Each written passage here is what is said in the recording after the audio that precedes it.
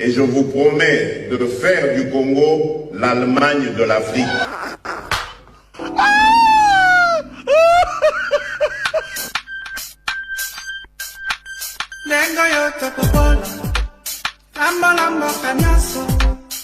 On n'a aucune vision, on ne sait pas demain qu'est-ce qui nous attend au Congo.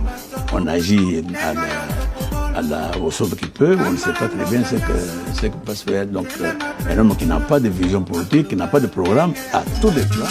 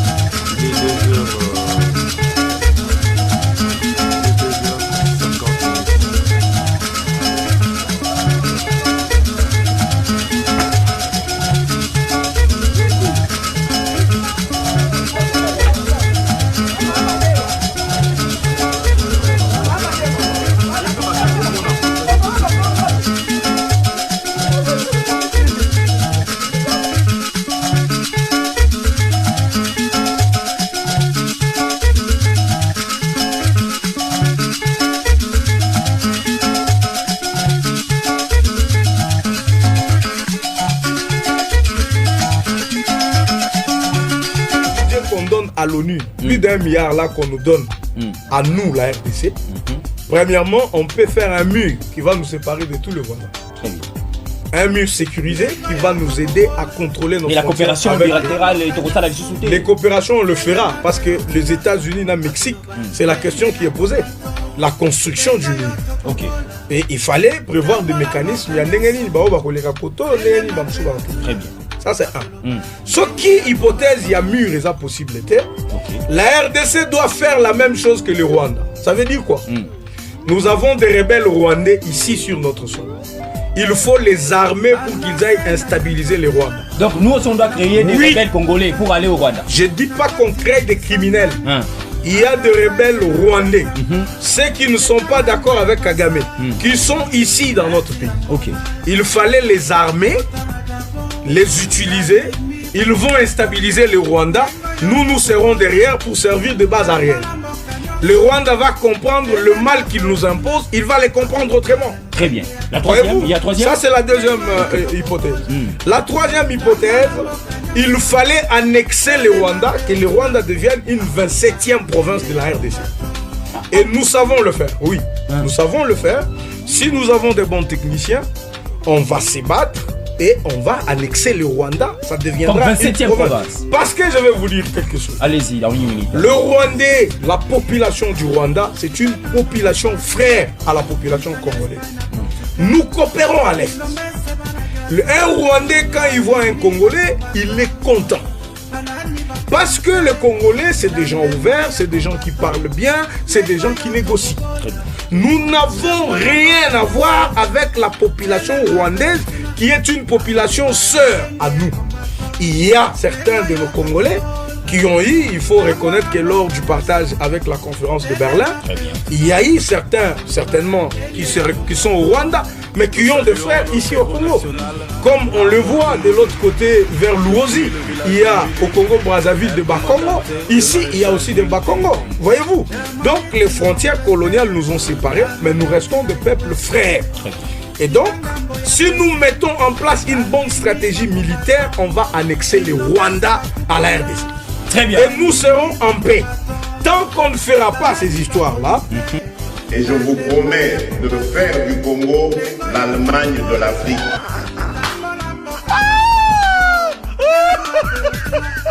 Nazui moko ya bongola oyo ekozwa solution ya apasi ya bana Congo.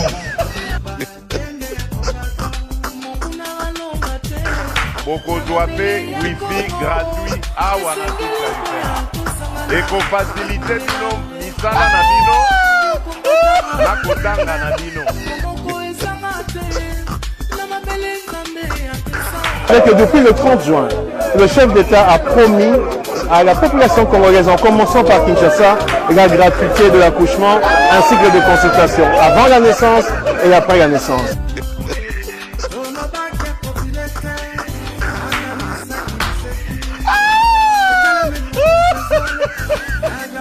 Tokosala pena université awa na Mbandaka. Soki nzambe asungi okomono ntango nga na kozonga awa okomona deja ndenge ekobanda kotongama. Université au standard moderne. Okoyokela kutu bana poto lisusu bikunya te.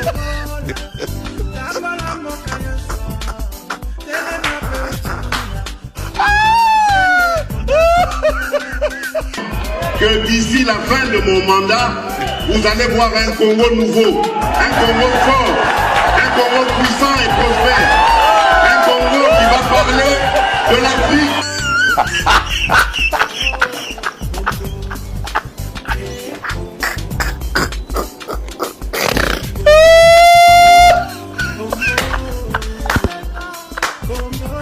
Entre Démésir et Luxir, le fils d'Étienne Tshisekedi n'a rien de valeur qui caractérisait son père, à part les noms qu'il porte.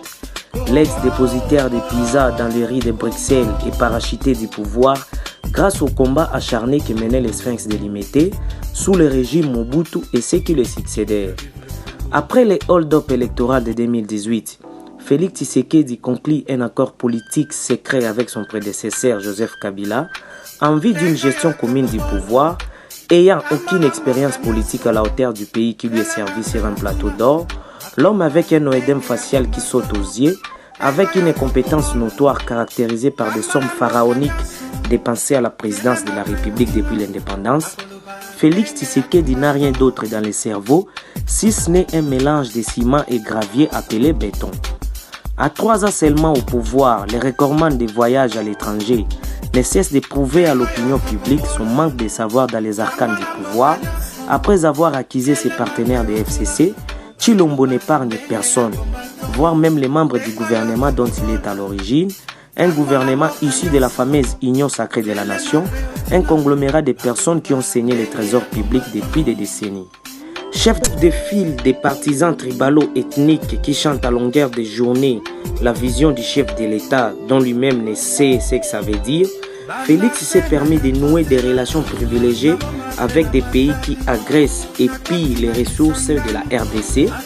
Celui que certains ont surnommé pigeon voyageur multiplie violations de la Constitution et brade la souveraineté de la RDC au profit de ses intérêts personnels. La situation économique et sécuritaire ne semble lui préoccuper. Il est beaucoup plus à fond dans des festins en train de siroter un verre de champagne que d'être réfléchi et intransigeant dans de multiples accords et traités dans lesquels il engage tout un pays. Faire du Congo l'Allemagne de l'Afrique.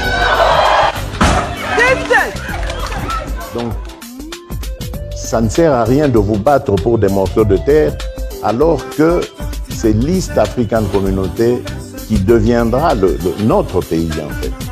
Donc, chers compatriotes, veuillez vraiment continuer à suivre la voie de la raison comme vous avez commencé. Ne vous méfiez pas de moi, ne vous méfiez pas du gouvernement, parce que nous ne sommes pas là pour vous faire du en lambeaux, en miettes, que lui, de par son incompétence et ses actes irréfléchis, a plongé dans le chaos. Mais regardez l'inconscience, l'irresponsabilité de cet homme qui dirige de manière aléatoire, très alambiquée mon pays aujourd'hui. Président d'un pays en guerre, un pays en lambeaux, un pays déchiqueté, un pays victime d'un acte de barbarie le plus odieux, c'est-à-dire un attentat terroriste qui fait des morts. Monsieur Tshisekedi se permet dans ce contexte-là de prendre son avion pour aller se promener en Suisse, soi-disant il est allé à un sommet de Davos. Que représentent les sommets où Félix Tshisekedi est allé en Suisse par rapport à la dizaine de vies de ses compatriotes qui sont décédés dans cet attentat-là? Et le bilan s'alourdit, nous sommes à 14 morts. Pendant ce temps, le président de la République, lui, il est en train de faire des selfies en Suisse à Davos. Le président de la République, il est en train de montrer sa Rolex, sa montre Rolex et ses chaussures Croco en Suisse comme un touriste. Le monde entier se moque.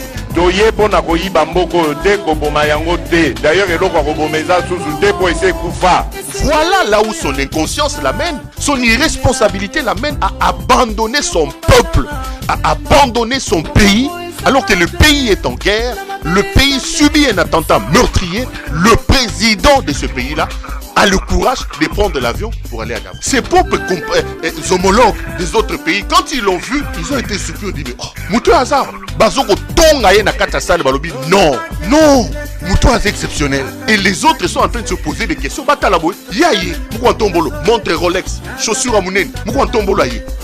Vous avez des victimes à Kassindi. Il n'y a pas d'esparadrap. Ils n'ont pas d'esparadrap. La République n'a pas d'hélicoptère pour les évacuer. La République n'a pas des ambulances pour les prendre de Kassindi et de les amener à Béniville pour être soignés. Et ils vont être soignés où? Ils vont être soignés à l'hôpital de CICR. Donc, Croix-Rouge International. Ils seront soignés à l'hôpital de CICR. La République n'a même pas une infrastructure hospitalière correcte pour soigner ces gens-là. Mais comment le président de ce pays-là, frère, peut-il s'arroger le droit de quitter le pays à ce moment-là et d'aller se promener en Suisse? Posez-lui la question. Peut-il vous faire le bilan de tous les autres voyages pour que nous puissions soutenir aujourd'hui que la République soit abandonnée alors que la République est meurtrie, alors que la République est en guerre, alors que la République est victime d'un attentat, que la République soit abandonnée parce que le président doit aller à Davos? Qu'est-ce que Tshisekedi va nous ramener de Davos? Qu'est-ce qu'il nous a déjà amené depuis qu'il a commencé ses voyages? Il n'a même pas de carnet d'adresse. Il n'a aucune vision, on ne sait pas demain qu'est-ce qui nous attend. Au Congo, on agit au sauve qui peut, on ne sait pas très bien ce qui peut se faire. Donc, un homme qui n'a pas de vision politique, qui n'a pas de programme, à tous les plans, tout est catastrophique. Le plan social, on n'en parlait pas. Il n'a construit aucun hôpital. Notre pouvoir ont promis Mont et Merveille, surtout à l'Est, où la sécurité était très menacée.